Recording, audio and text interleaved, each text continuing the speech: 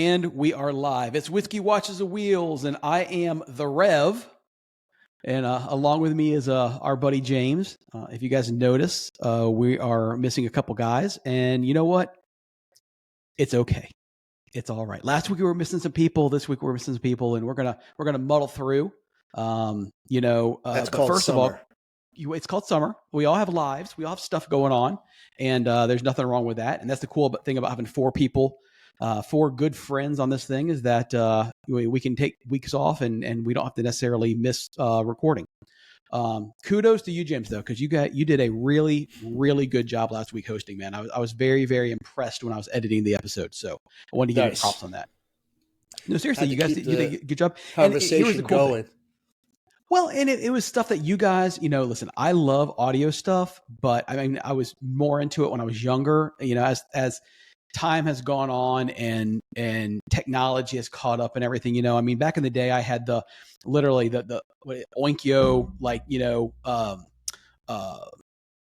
what is the Onkyo?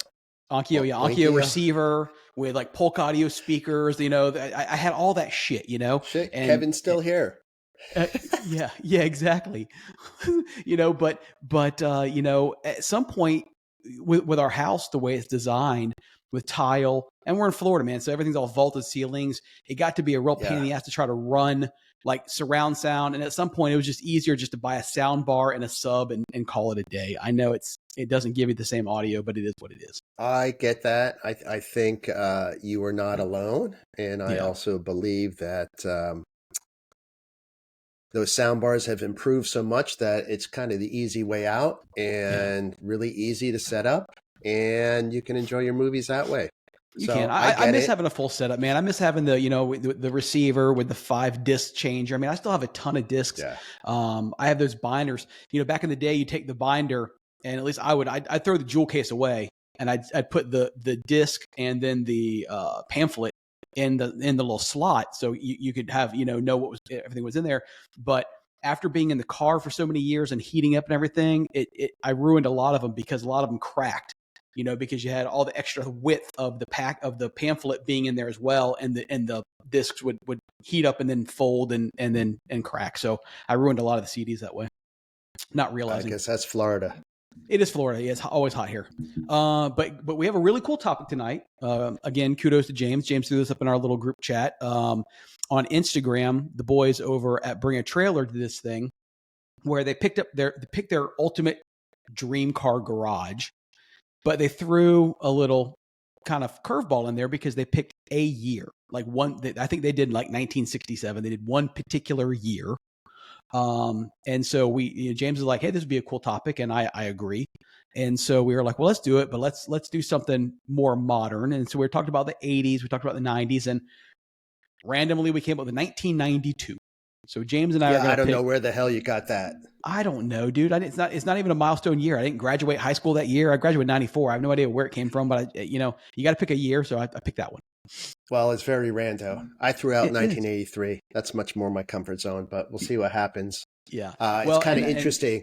The early 90s here that we picked, it was pretty much a kind of a transition from the 80s and embracing the 90s, and there was a lot of style changes. I noticed as I was going through a lot of these 92 cars that they were transitioning from kind of rounded edges to hard corners. So it was really interesting because the previous model, I was like, wow, that's a really nice car. And then the new one, very boxy, like, this is when they kind of lost their way.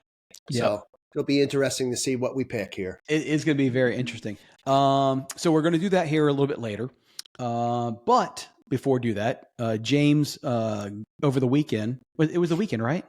Yeah, it was a long weekend. We went up to Highlands and got away a little bit. And so he was driving really cool Porsche products and got me all moist with this 1911T. So that's your favorite word, right? Moist.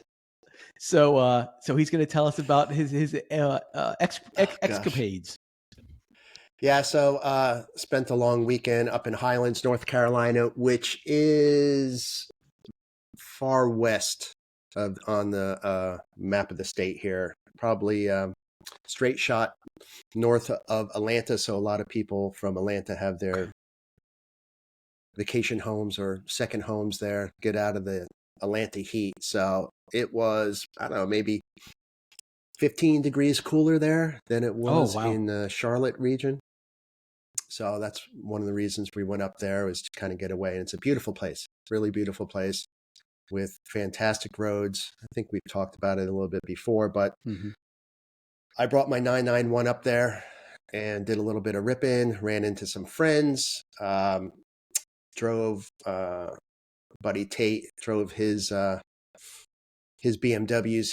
He's gotten into the M3 and the E36 and the E30 spec BMWs. So he let me drive those. We went in twisties a little bit, and that was a load of fun. But Dave over at Sonderworks has a client up there at Highlands, and he asked me to bring the car down. So on the way back home, I was able to drive a really nice Viper Green 72T 911T. So they're sweet too. So 3.5 hours of driving vintage car after spending all weekend in the 991. So here's a shot of the 991. I thought you had to go to Pennsylvania to get covered bridge. VRBO. Yeah, right. So yeah, we kept passing this thing. I was like, well, let's take a quick shot there of the car. So, but I mean, it's beautiful up there. It's really, it's 4,118. Wow. Above sea level. So it's nice. And then that's the Viper Green 72 911T. Dude, such a cool car, man. Sweet. Little 2.4 that has some giddy up. So had some fun with it. Had no problems getting up to speed, highway speeds, etc. So, and then that night met up with Dave for the exchange. He brought my 912 down and handed him over the 911. So I love it. Yeah, dude, I dig those 79, those narrow body 79s. I mean, that was, you know, when we were talking today on our little group chat, and Casey was talking about the one car that Dave has for sale. And I went to it, the Sonderworks site, and I was scrolling back, and the one he posted previous to that, just from a couple of days ago, was a 79 Targa. And I'm like, dude, that's more my speed. That 79 Targa is freaking awesome. So yeah, it's a sweet car. Yep. So they all are. You know, they are. Whatever your flavor, you'll be satisfied. And listen, you know, so on tonight's topic, you know, I purposely, because, you know, there were some cool Porsches, man, from in the 1992, and I'm like, you know what, that's an easy out. So I purposely did not select one single Porsche product for any of our little categories here, just because I think it would be expected from the audience, and you know, for myself, and it was an easy out. So I said, you know, and the honest thing is, there's every category we did. So for those listening, we had 5 categories in this thing. One is going to be basically a wild card, something that would be rando for whatever reason, why you would pick it. One truck / 4x4.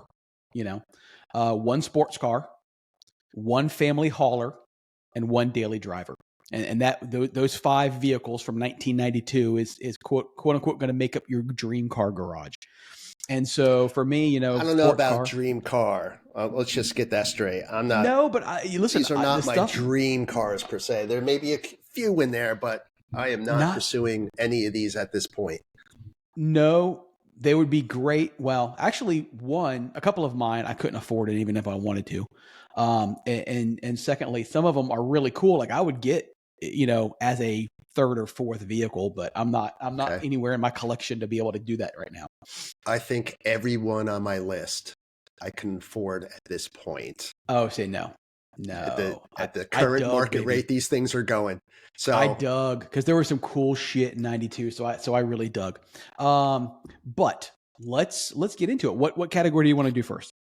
You pick. So I have it set up based on our conversation as sports car, truck, family hauler, daily driver, and wild card.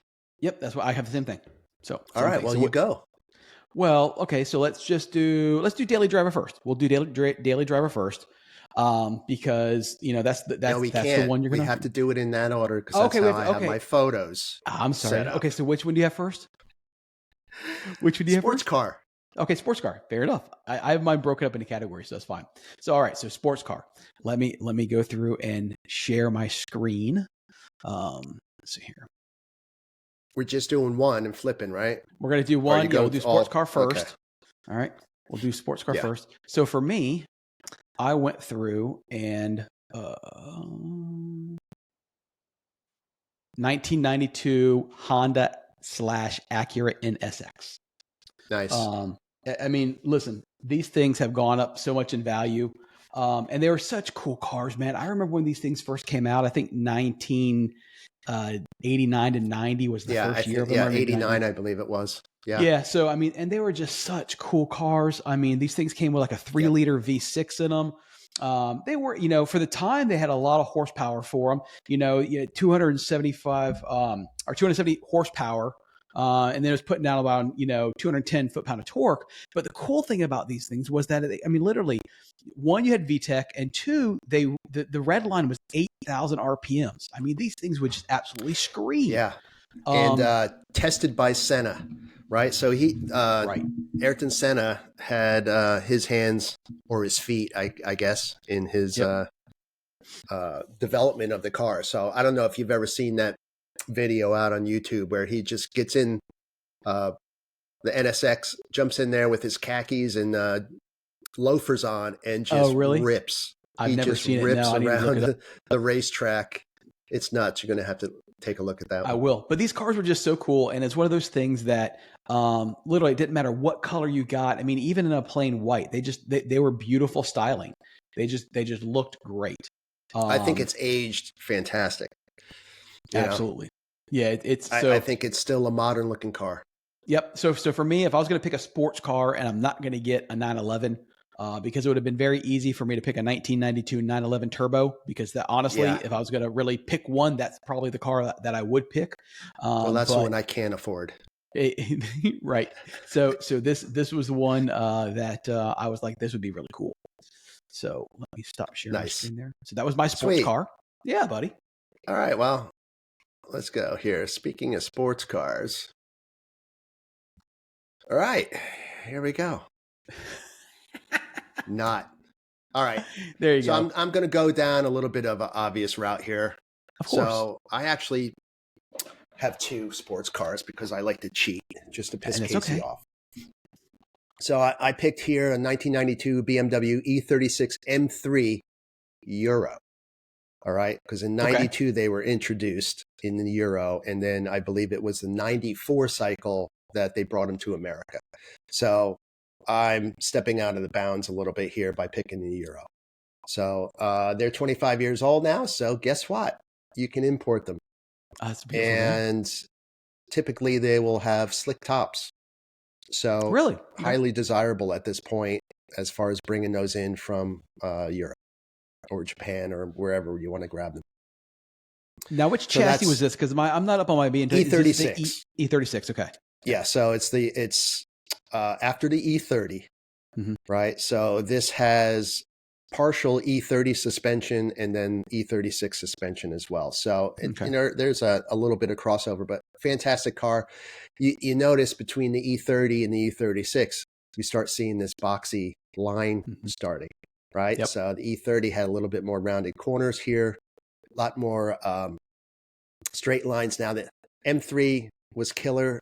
This is when BMW kind of went bad as far as the reliability on their cars. So the E36 overall, I don't know how well, but not in styling. Certainly the M3s. The styling was beautiful. They really did know how to style a car back then, in my opinion. I liked it. I didn't like them. I didn't like really the E36 when it came out because the E30 it's just an amazing looking car. Yeah, handling car. It's fantastic. The E30 M3 is just my pinnacle car. If I could ever grab one, I would. But I think those days have passed. Maybe 15 years ago, I could have got it on the E36. This is the generation that had issues with the welds on the chassis, right? Was that Yeah, I believe it was in the rear suspension, I believe. right? Yeah. Yeah. Yeah, I've So, talked to some but guys before, and I heard kind of some stories about that. So yeah. So S50 2.8 liter inline six, 286 horsepower, 5-speed manual, rear wheel drive. So that's my first choice. My backup was Honda Prelude SI. there you go. So It's a great car. yeah, this is when they went the opposite and went with the curves as Correct. opposed to 'Cause the box. the So right, previous generation was was boxy. boxy. Yes. Yeah. So this one came in with the curves, had a 93 in silver, great car. Of course, it's a Honda, super dependable with a VTEC, 2.3 liter, 4-cylinder, 160 horsepower, 5-speed manual. I think it was five. Was it 5-speed? And then front wheel drive. That was the downside, but back then it was a fun car. I had the silver one, I had no problem doing 125 in it, no, on the highway, easy. So fun times. So that's what I have as far as my sports cars. I've told you guys this before, but I've never shared it with the audience. So when I met my wife in 1990, I guess it would have been 1995 when we actually met. She had the previous generation Prelude, the boxy one, which was such a cool car. I'd love to drive in that thing. Kind of flat, right? And my wife, who had inherited that car from her grandmother, because her grandmother was fucking badass. I never had a chance to meet her. She passed away before me and Stacey got together. But, she had a friggin' awesome car. But my wife's not a car person. My wife just knows, what she likes. And so she actually traded that car in on a Saturn SC2. So now, again, we're talking, early to mid 90s, actually mid 90s at that point. So again, Saturn was an up and coming brand, and it had all this, they looked cool for the time. It was very, very 90s styling. All of the GM products back then, the Firebird, ahead of its time, all really. of them. Yeah, everything was all real rounded and everything, plastic fenders and such. Yeah, plastic body panels and everything. And listen, we put over 100,000 miles in that car before we traded it in. So it was a good car for her. But I was just like thinking back now, I'm like, oh my God, I can't believe we traded that Prelude, or you traded that Prelude for that Saturn. I still remember the New York Car Show when that was introduced. Yeah. Right. I believe the model they showed was like a metallic green, dark green, like a forest green. I think that's what they had on the showroom floor when they introduced it. It's pretty cool looking. It was cool. And then that whole concept with the plastic panels, people were into that. They were. I mean, listen, they showed all the commercials. I remember like yesterday showed the buggies going across the parking lot, hitting the side of the car, and it just bouncing off and everything. So it's and listen, it was ahead of its time because she had the first generation, and then later on, because it was a coupe, they introduced that third door in the back, where people could get in the back seat a lot easier because it was a pain in the ass to get in the back. But and then I didn't. So not your family hauler then? No, not my family hauler. But for sports car, I was back and forth between, and I went with the Acura. But playing Gran Turismo as a kid and all that, it was always the Mitsubishi 3000 GT, the vehicle. Yeah. So that was such a cool car. So I almost picked that for 92 because it was, just the technology that was in that car was amazing for the time.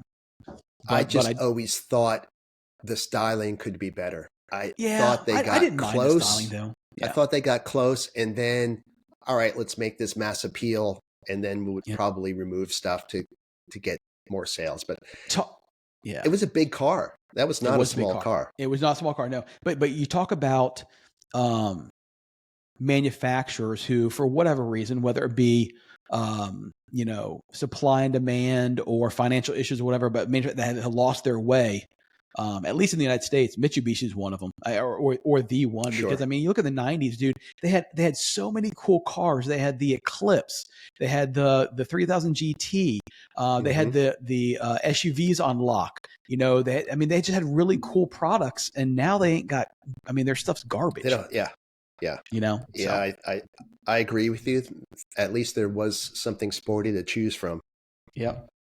So okay, which one was next in your photo line? Truck. slash 4x4. All right. So I'm excited about this one because I always wanted one of these and I was never able to get one.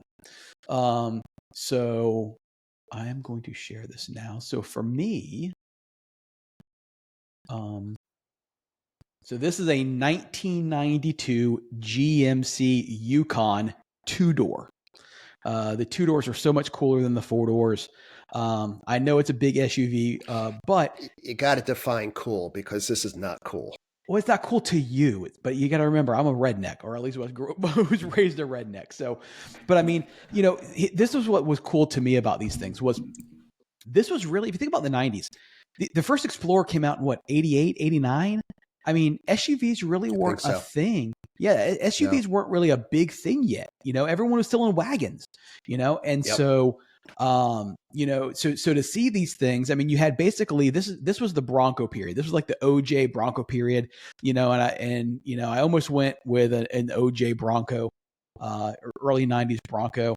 I didn't really love too much baggage these days with that car. Well, and I almost went with a 92, like literally like a Ford Ranger. Okay. Which that is your wheelhouse because it's a smaller vehicle. And I had 2 of those. I had a 1992, my very first car that I bought on my own. My first car was a 1980 Oldsmobile Cutlass Supreme, just a boat.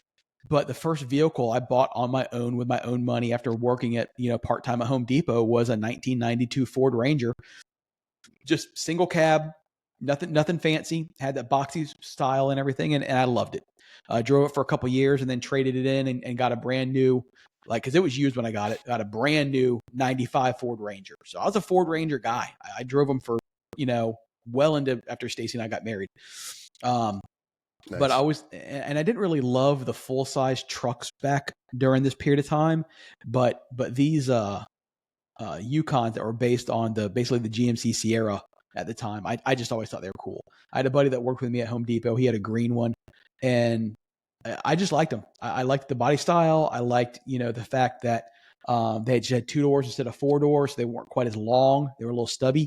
Mm-hmm. And I just thought they were cool. But you try to buy one of these now in really good shape and you're in the, 40 to 50 grand. Paying. Yeah, you're paying. Same way with the Broncos. Especially like this one that you have here with the killer period correct graphics. Yep. High demand. Oh yeah. So yeah. But cool. I always, if I was gonna buy one, that's what I would have. Nice. Well, this was the toughest one for me because I'm just not a truck guy, and certainly not back then. No. I never would ever consider having a truck until I needed a truck doing a house rehab. Mm-hmm. So this was a little bit different for me. But going back to the appeal that you had mentioned, before SUVs and such. So I picked this right here, which I thought was very cool because you could have it as a standard pickup truck, mm-hmm. or you could just go nuts with it and raise it. And they always looked good. So I picked the 1992 Toyota Pickup Deluxe Cab 4x4. So the photo I'm showing has that extended cab, which was before we had the full back seat. So this is a little 2.4 liter 4-cylinder, 116 horsepower with 140 pounds of torque. I love it. So 5-speed manual, 4-wheel drive, max towing is 3,500 pounds, and the payload is 1,400 pounds. So I think this does everything you need it to do if you are doing home improvements, running to Home Depot and all of that. So it does. It's the same size as my Ranger of that period. You can't kill these. No, right? You cannot kill these cars or trucks, I should say. And I will agree with you. You fast forward from 92 to 2024, and the trucks just keep getting bigger and bigger and bigger. I mean, I drive a Dodge Ram, and it literally, the Dodge Ram now is the size of like the Hummer H1 back in the day. It's freaking huge. And I can guarantee you that 95% of every one of them on the roads has an empty bed in the back. Right, exactly. So, but back in the 90s, man, you had the Ford Ranger, you had the Honda B2600, you had the Isuzu Pup, Chevy S10. Chevy S10. I almost picked for truck. I almost picked the GMC based Cyclone or Typhoon because those were Jimmy. 92. So they were to go, yeah, Jimmy, you had really cool small stuff back then, and now you don't. I mean, they're finally starting to make cool stuff again. Like I dig the Maverick. I think the Maverick is probably the greatest truck offered today. Let's see, back in 98, 99, well, maybe it was 2000, remodeling a house. And at the time, I had the Prelude. We didn't have anything to haul stuff around. So I went out and bought a used 93 Chevy S10. That thing was fantastic. Talk about, going to Home Depot, getting plywood, getting 4x4s, getting mulch. Perfect. And then it would just kind of sit because it was slow. No doubt. Pulling out in front of anybody. Yeah. Right. So if I wasn't using it, it sat. And then eventually I wound up selling it. But at the time, it was a perfect home improvement vehicle. Well, and like I said, I have the truck that I have is because it's part of my package with my company, but if they ever pull that or it goes away or whatever, I don't need necessarily a truck, but I'll go through, I dig the little, Japanese mini trucks you see on the roads right now, like the Honda Acti and everything. You still can, right? Yeah, exactly. But those things are cool, man. I'd just get one of those for 10 grand or whatever. And that's my weekend hauler or whatever, or listen, my daughter works at Home Depot now. You go to Home Depot, $19, you rent a truck for 2 hours, you move the stuff and you take it back. That's killer. And that's all you need, How long does it take, by the way, how long does it take to walk up to the counter and leave with that pickup truck? 20 minutes. Any max. idea? Really? It depends on the customer, but usually 20 minutes. Because I never thought about doing it just because it seemed like a total hassle. But no, if it's not. I mean, they have to, the employee, you go up, you tell them what you do. The employee goes out like any other rental. They have to go out, they check the mileage, they check all that kind of stuff, come in, you sign some paperwork and you're on your way. So, I mean, it's 20 minutes somewhere. It's not a headache. Good to know. Yep. So good to know. All right. Family hauler. Okay. I like this. So let's go back here. We're going to do this. Here. Talking about Mitsubishi, I picked a 1992 Mitsubishi Montero. I always loved these things. These things were awesome. You had the Montero, you had the Montero Sport. I mean, they just had this game on lock. It was, all-wheel drive. I mean, they were just such cool vehicles. Very Safari, very Range Rover. You could see where the influences came from as far as the design language goes. But good choice. And it was half the price. I mean, literally back then, you could pick these up brand new. Now, granted, like 19 grand was a lot of money in 92, but it wasn't Range Rover or Land Rover money. So, I mean, those were going for 35 to 45, so these were a fraction of the cost and you got a lot of the really same features. Yeah. So, gosh, those were the days, huh? Oh yeah. And tell me about it. I started looking at new car prices from back then when I was researching this and I'm like, oh my God, that's, it's ridiculous. So the Mitsubishi Montero always had me. I remember when, everyone was talking about the median car price was $8,000. You're like, oh, wow, God. Stuff you could buy. Yeah, no joke. All right, family hauler. In 92, I would never even consider an SUV or a truck. So mine's going to be a little bit different. I'm going to go a little more bougie here. So boom. Oh, there you go. Family hauler. 1992 Mercedes-Benz S-Class 560 SEL Sedan. So, this was a car like you just knew that everybody had bucks if they were driving one of these. Yeah. So, and this was a transition year for them too. So the previous model was much more rounded and this one came out, it had those boxy lines to it. Didn't like it as much as the previous because I just think the previous look was just vintage 80s, right? Yeah. Just to kind of define the Wall Street vintage 80s as far as drive around in some wealth. But this back seat, you could fit all your family in the back seat and no joke, kick your legs up. So a lot of people would be driven around in these cars. But 6-liter V8, so 279 horsepower, auto, rear wheel drive, 0 to 60 in 7.2. That's Hey, pretty listen, good for that's back in good the back day. then. Especially, I'm Yeah. guaranteed it's probably a 4-speed automatic.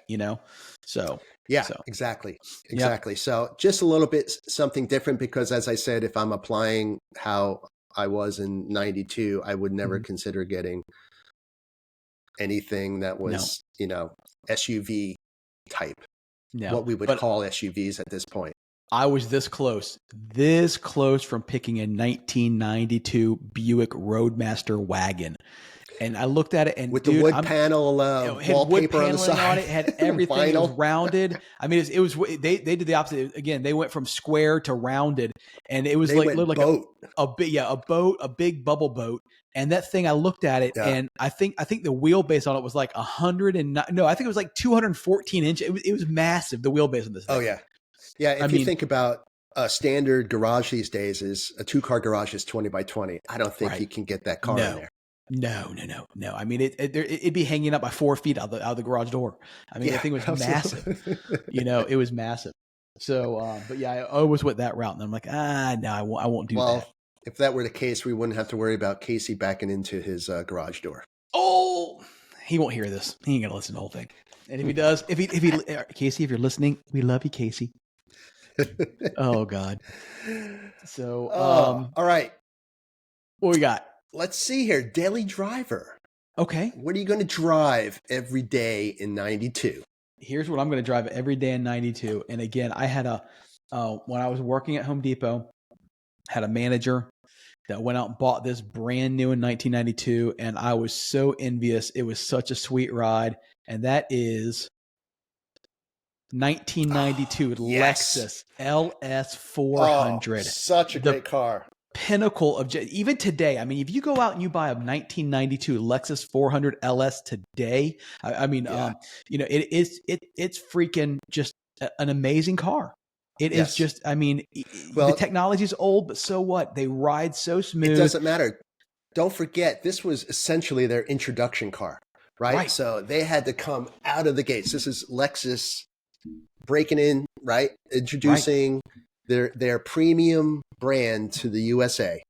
No doubt. And So they hit it out of this the park. was an amazing car, and many people left the Mercedes to go to Lexus, left BMW to go to Well, Lexus. this is the car Value. that value and build quality. I mean, Right. they knew what they were doing. Oh man, look at this! Got the gold emblem on it. Oh, it's great. Yeah. So I had this. This was my did you first really? choice. This Oh, was okay. my Did you? first choice for family hauler. Wow. Yeah. But then I just thought a little bit about it, and because I remember, I had a friend back in the day who had 560 SEL, and we used to drive around, and that thing was so luxe. Yep. It was a blast. So I tied the personal history to it more than picking the Lexus. I mean, these things, great Toyota build choice. quality, they'll drive forever. 242 cubic inch V8, 4-speed Didn't automatic. Matt Farah have one of these that did over 1 million? He had a miles? 1,000,000-mile Lexus. I don't know if it was an ES or an LS, but I think it was an LS. I don't know if it was LS 400 or the 300, but yeah, he did have a 1,000,000-mile Lexus. So these things just go forever. And again, shout out to Debbie, my manager at Home Depot in 1993. She had one of these bad boys, and it was just freaking awesome. I loved it. High living right there. Yep. Killer. So, yeah. All right. What you got? All right. So for me, mine's pretty straightforward here. My daily. Yeah. Yep. So my daily 1992 BMW E34 M5. So let's see, miles per gallon, 19.6 combined. So that's not too bad. 3.8 liter inline six, 335 horsepower, 5-speed rear-wheel drive, acceleration 5.7 seconds 0 to 60. So this would be my choice all day long for 92. I had an E28 M5, which was killer. Mm-hmm. And then I've driven the next generation M5, the E39, which is one of the best cars ever. And these weren't terribly popular. You didn't see them a ton. I think it was a limited run. but I'm not really sure. People do search for these. There is a sector of the BMW crowd that really likes these cars. I just hardly ever see them. But if it were 92, this is what I would grab. What was the let me do my math here. So 90. Let's see here, 90. So what would have been like a 2000, like 2000 E39. M5? E39? E39. All right. So I had a district manager at Home Depot because I was at Depot from 93 to 2005. So around 2000, I was a manager at the Oviedo store. And I had a district manager, John Rex. He had a brand new M5. And I just always thought that thing was amazing looking, that particular body style. Oh, yeah. Dave over at Sonderworks, he picked one up not too long ago. He just sold it on Bring a Trailer, and what a blast of a car. Yeah. The E39 still, well, those things are skyrocketing. Getting a good car, a few years ago was 15 to 20. Now, 25 to 30, you got a good driver, and then sky's the limit from there. North of that as far as getting a primo example. Wow. But that's crazy. All right. Wild card. So I'm excited to see what you picked, but I'm going to see if we picked the same thing. But no, we didn't. We did.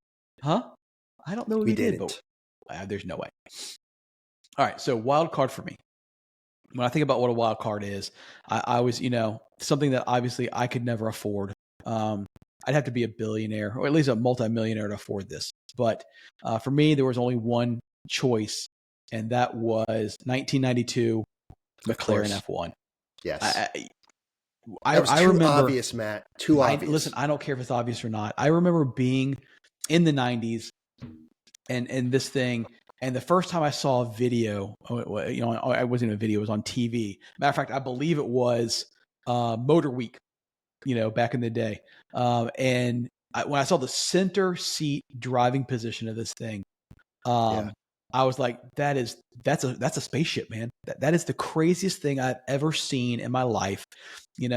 The little the tiny windows, I was kind of like not used to, but I'd seen something like that before. It was very to me. Well, you know who copped those?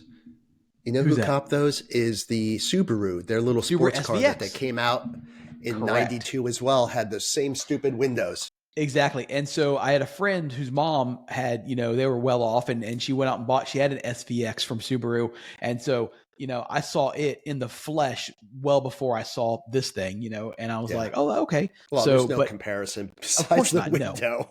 No way. That's the thing. But this thing was just, gull wing doors, and it was just freaking awesome. So I'm glad you picked it, because if it was off the list, people would be yelling at us, I think, as far as leaving that off the list. So, and let me take that back. I went a different way. Not gull wing doors, butterfly doors. But again, this thing was designed by Gordon Murray. Oh, look at that. Whew. Yeah, I mean, it's just Gordon Murray designed this thing, or was chief designer on it. 6.1 liter BMW derived V12 screaming motor. Screamer. Putting out 618 horsepower and 479 foot-pound of torque. There, look at that. The doors open. Well, here's the good thing. Piece of art is, if it were 92, you just have to be a millionaire to own that, not a billionaire. Yeah, today you got to be a billionaire if you want one. Yeah. But listen, it's the one I was going through, and I was looking at the list of owners who actually own these. And I don't give Elon a lot of love, but Elon owns one of these. So he probably doesn't know he owns it. Well, maybe not, but so that was my wild card, man. All right. Well, I went a different way. I didn't take it as unobtainium. Sure. I took it as, in 92, cool. This would be killer to have. But it's going to be. Did you pick a Suzuki Sidekick? Busted. No, it's going to be a repeat. There's my NSX. That's my wild card. As far as obviously I lean towards the sportier car, always have. This Macan is actually the first ever SUV I've ever thought of considering, and I actually wound up grabbing it, and I love it. But anything before that was sporty and or a sedan. So for this wild card, I took the 92 Acura NSX, right? So you've already covered all that. 270 horsepower, 5-speed manual, 5.0 seconds, 5 flat to 60. So that's awesome. Pretty robust time for 92. No doubt. Yeah. So I remember in 01, I bought a Lexus IS 300, and oh man, I lusted after that car. Couldn't find it anywhere in the country for anything less than sticker. So everyone back then was lucky to get that sticker. These days they would apply the premium to it and we'd all be paying over sticker. But back then I searched the country for that car and I loved it. And that was the hatchback model, right? Didn't it have a hatchback? No, not the hatchback. No, this was before the hatchback. So this was the sedan, the 4-door sedan. But I believe that was 0 to 60 in 7.1 seconds. And I was giddy. So that's what I grabbed for the wild card. We covered it. It's such a beautiful car. I went through, and maybe it's nostalgia, I don't know, but when I was going through the list, everything that was manufactured in 92, there was just some really kitschy, cool stuff in there. Like, there was like the Mazda MX-3, which was like a little tiny, like 2-door hatchback that I thought was cool. You had the RX-7, which is a given, but then you had that RX-7 was when they went rounded. Correct. Yep. So so that was a new styling as well. Yeah, and then you had like I said, the Suzuki Samurai, or that was in 92. I mean, there was just, as I went down the list, a lot of like really off the wall kind of cool stuff. You had, not only did you have the Mitsubishi Eclipse, but then you had the Eagle Talon, which was the same thing, but made by Eagle, whatever. So I mean, there was just a lot of cool stuff. Chrysler product. Yeah, exactly. So I dug it. It was a fun exercise. When you said 92, I was just like, so random. Where are we going with this? What is this? What's the catch here? Is there some kind of history for Matt to pick 92? There was not. No, honestly. So when I was thinking of early 80s, I knew that there would be a lot of like different Porsche product that I would want to pick, and I was really trying to pick an era that wouldn't necessarily, I wouldn't want any of that. And so, but then when I started like looking at it after I'd said that, I'm like, oh, there's a lot of cool stuff on here too. I mean, I almost want a GMC van, like an old school van, conversion van. I almost picked that for the family conversion van with the conversion van, shag carpet all the way around it. You had the CRT TV up in the dash, or the thing. Then you hit your head on it. Right. There's a lot of cool stuff, man. No doubt. Oh, the stuff that we put up with just for convenience. No doubt. Yeah. Well, so it was good stuff. I also had picked, if we were going Porsche, I also picked the 993 Turbo. Yeah. So that's a no-brainer. And, we're talking $230,000 at this point if you're going to get a nice version of it. And I had the, I had the 92, like a Targa, and I'm like, okay, well, that's cool. Yeah. And then I'm like, if I can't pick that and not pick a turbo. And then I said, you know what? I'm not going to pick any Porsche at all. I'm going to try to pick stuff that's not Porsche. Well, I wasn't going to pick any anyway. Yeah. Even though they'd be at the top of the list for the sports car, for me, always has been. Just back in 92, I could never even think of owning one. You know what I mean? It was still just a poster. So I was trying to take a little bit more of where my headspace was in 92. Yeah. And it's a slippery slope because you aspire, at least for me, I aspired to own one and I have it. And now I aspire to own 2, which I'll get at some point. And then I'll be like y'all, and then I'll aspire to own 3, it never stops, but, why should that's just the curse of the car guy. Yeah. Well, cause I mean, for someone that's not a car person, like my wife, she says, well, you already have a 911. Why do you want another one? But just because it has the same name doesn't mean it's the same car. They're all so different in engagement and the way they feel, especially when you look at the 80s stuff and you know, whether it be G body or then going into, you know, a 964, 993. I mean, they all drive so differently and they all feel different. It's like almost like a completely different car, you know, so it may have similar design characteristics, but that's about it. That's where it stops. So for me, what's else on your plate, man? What you got going on? Anything new and interesting? I am, you know, I just got back from Highlands. That was fun. Still getting, recovering from that. It was just really nice to get away. And then I've taken the rest of the week off to get stuff done that's been sitting around. Yeah.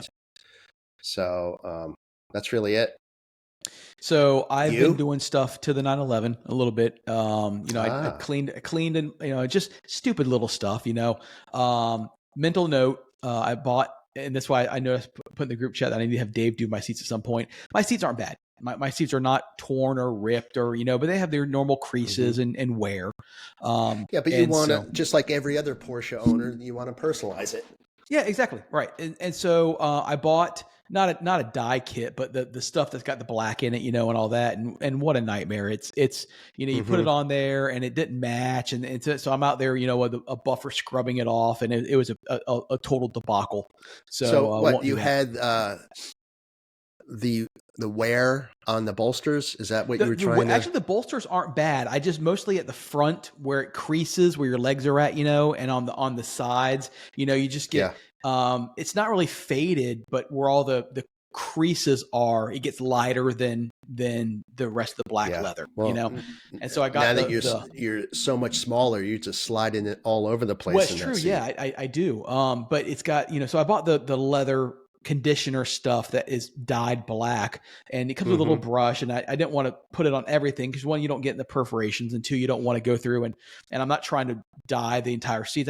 Honestly, if I was trying to dye the entire seat, it probably would have turned out better, but I'm not. I'm just trying to touch up the little creases that are lighter than everything else. And yeah, I think that's a no-win situation right there. Yeah, it's not. Either, you know, so there's no half-ass with that. You have to go all in. And I've been, you know, I go through and I condition it about once every other week.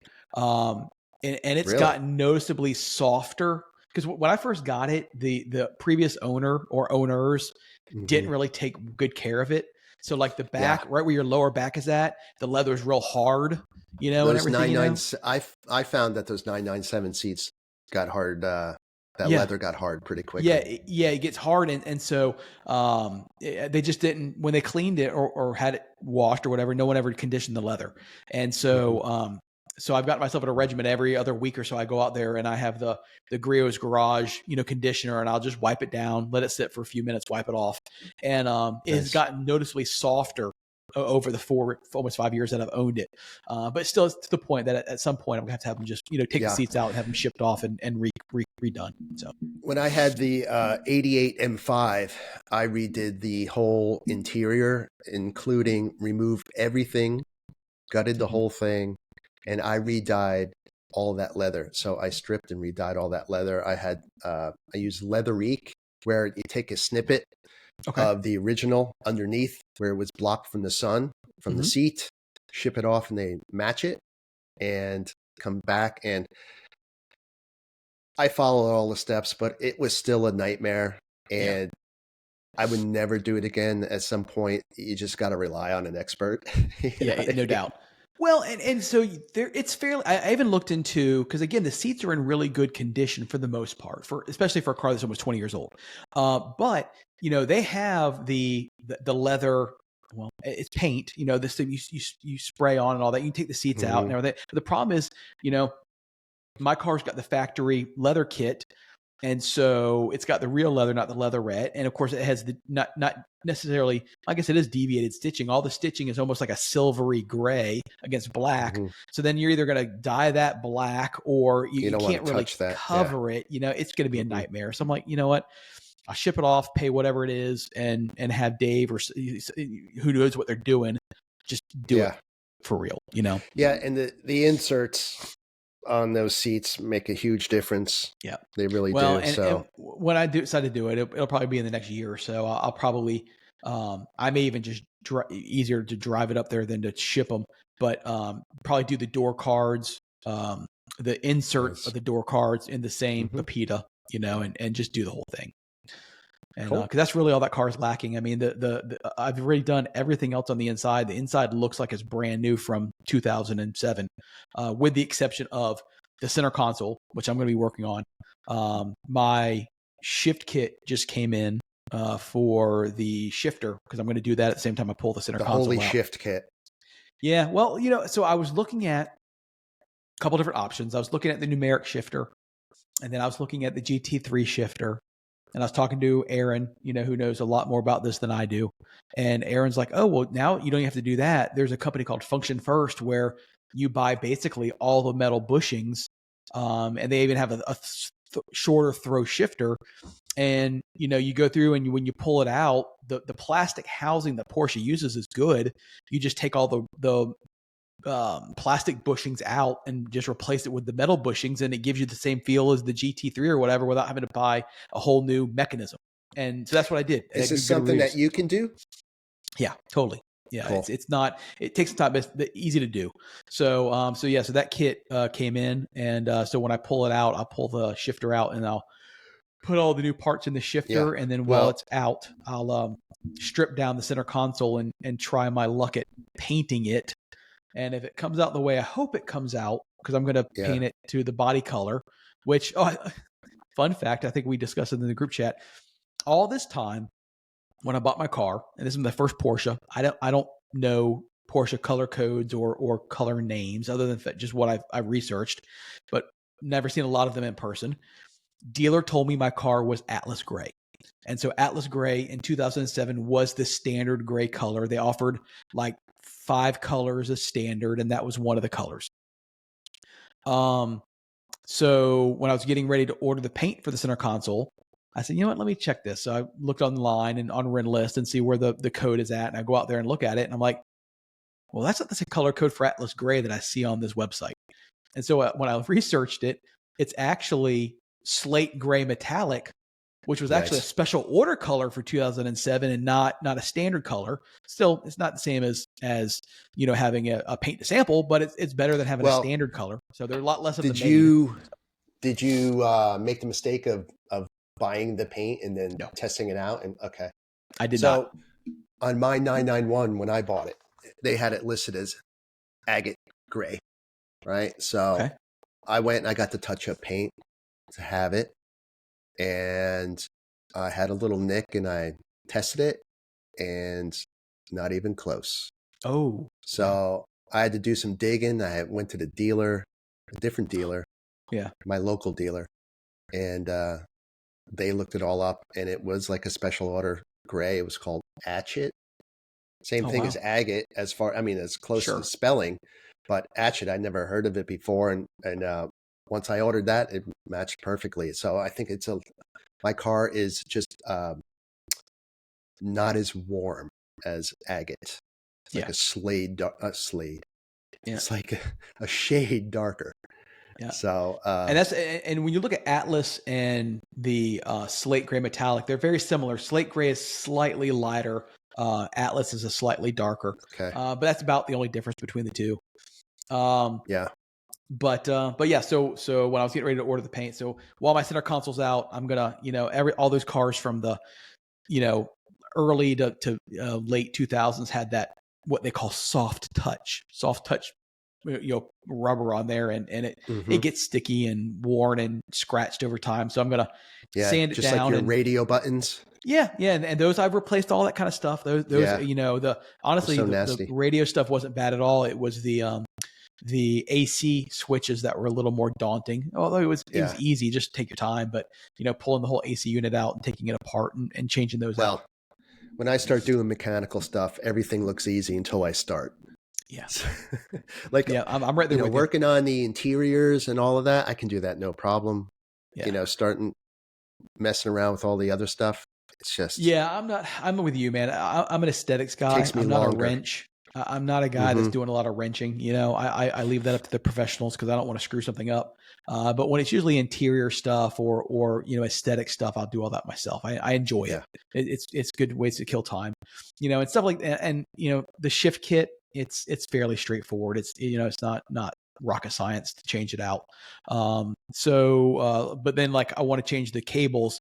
The cables although it's easy to access inside the car from the top, where they go to the transmission, you have to get under the car. And even though I'm thinner than I used to be, I'm old and I ain't going to crawl under the car. So when I have that in for service, I'll have them change those out while they're in there because it's on the list and it's easy. Cool. But awesome. So yeah, I'm going to try my hand at painting the center console. And if it comes out well, then we're home free. And if not, then I'll be ordering sitting off the be wrapped in leather. I don't know. So it'll be good. Yeah, man. So I trust you, Matt. I have faith in you. We'll get there, buddy. I would love to say it'll be done before Farron, but it won't be. It'll be after. Well, the Reverend will bless it. The Reverend. Listen, I'm the Rev. That's it. So, you got anything else, buddy? Before we get good night. No, that's it. That's All it, right, man. That's a wrap. All right, folks. Well, thank you for listening. For those that listen, go to the website whiskeywatchingwheels.com. Everything's there. Shoot us an email if you got suggestions or things that you want us to talk about. We're always open to that. And we will catch you guys next week. Peace. Bye-bye.